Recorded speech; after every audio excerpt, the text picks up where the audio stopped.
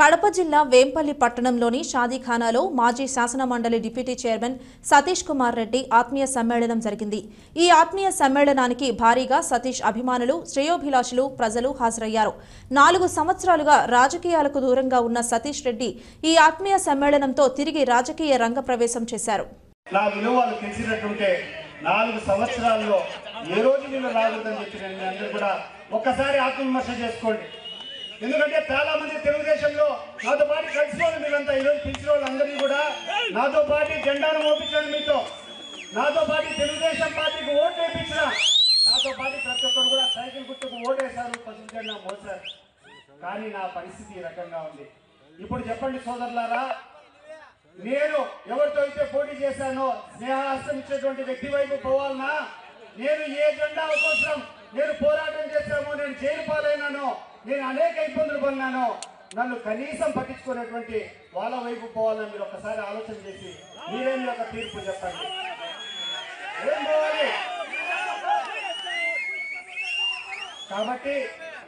కాబట్టి ఈరోజు ఒకటే నిర్ణయం తీసుకున్నా, రాజకీయంగా నేను ముందరికి పోవాల్సినప్పుడు ఒక మనసున్నటువంటి మనిషి సపోర్ట్ నాకు కావాలి. నేను ఆ వ్యక్తి చంద్రబాబు నాయుడు గారని, ఆ పార్టీ తెలుగుదేశం పార్టీ అని చెప్పి ఈ రోజు భ్రమలో ఉండిపోయినా, కానీ ఈరోజు తెలిసింది, 4 సంవత్సరాల కిందటే తెలిసింది, ఈరోజు మరింత దృఢపడింది. కేవలం వీళ్ళు అవకాశం కోసం వచ్చే వాళ్ళే తప్పితే మనస్ఫూర్తిగా ఎవరిని కూడా అభిమానించేటువంటి గుణం వాళ్ళకి లేదని ఈరోజు ఎక్కువగా ఎవరి గురించి మాట్లాడదలుచుకోలేదు. మీరందరూ కూడా 2.5-3 సంవత్సరాల నుంచి అడుగుతున్నారు ఏ పార్టీలోకి పోదామని చెప్పి. నిన్న మొన్న వచ్చి రామ్ సుబ్బారెడ్డి గారు, సురేష్ గారు వచ్చి వైఎస్ కాంగ్రెస్ పార్టీ తరఫున మరి స్వయంగా ముఖ్యమంత్రి గారే పంపించారు, మీరు రావాలని చెప్పి ఆహ్వానం పంపించిన తర్వాత నేను దానికి అంగీకరించాలన్నా వద్దా మీరందరూ కూడా చెప్పండి సోదరులారా, ఒకసారి చెప్పండి సోదరులారా, అంగీకరించాలన్నా వద్దా? Thank you.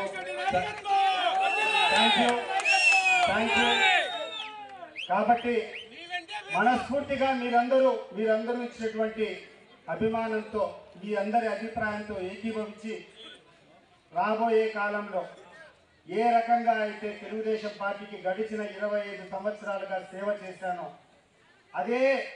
అదే స్ఫూర్తితో, అదే శక్తియుక్తులతో, అదే కట్టుబాట్లతో ఈ యొక్క జగన్మోహన్ రెడ్డి గారు పంపించేటువంటి ఈ యొక్క సందేశాన్ని నేను మనస్ఫూర్తిగా నేను యాక్సెప్ట్ చేస్తూ నేను దాన్ని ఒప్పుకుంటూ వైఎస్ఆర్ కాంగ్రెస్ పార్టీలోకి చేరేదానికి మీ అందరి సమక్షంలో నిర్ణయం తీసుకున్నాను.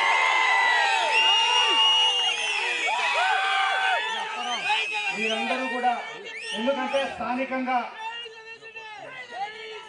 పార్టీలో లేడు, ఆయన వస్తే మనకు బాగుంటుంది, దయచేసి ఆయన పార్టీలోకి ఆహ్వానించండి అని చెప్పి వాళ్ళని పంపించిన ఆయన తీరుకు నేను ధన్యవాదాలు తెలియజేస్తున్నాను.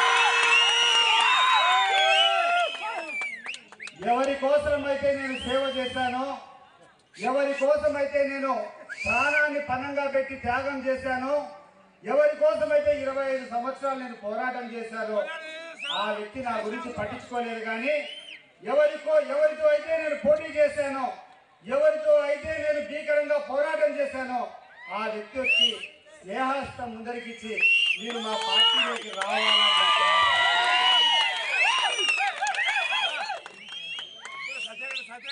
ఇది ఉన్నటువంటి పరిస్థితి, ఇది ఉన్నటువంటి వాస్తవం. ఇది జరిగిన మరుసటి రోజు నా మిత్రులు బీటెక్ రవి 20 సంవత్సరాల నుంచి మాతో పాటు తెలుగుదేశం పార్టీలో ప్రయాణం చేస్తున్నారు.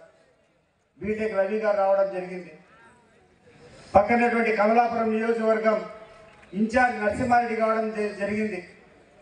తెలుగుదేశం పార్టీ చాలా సీనియర్ నాయకులు టీడీ జనార్దన్ గారి, అదే నా సమీప బంధువు ఈరోజు పొలిట్ బ్యూరో ఉన్నటువంటి శ్రీనివాస్ రెడ్డి గారు కానీ వీళ్ళందరూ కూడా నాకు ఫోన్ చేసి నువ్వు పార్టీలోనే ఉండాలా అని కోరారు. నువ్వు తెలుగుదేశం పార్టీలో ఉండాలని ఎప్పుడు కోరారంటే జగన్మోహన్ రెడ్డి గారి దగ్గర నుంచి నా ఆహ్వానం వచ్చిన తర్వాత వీళ్ళందరూ రావడం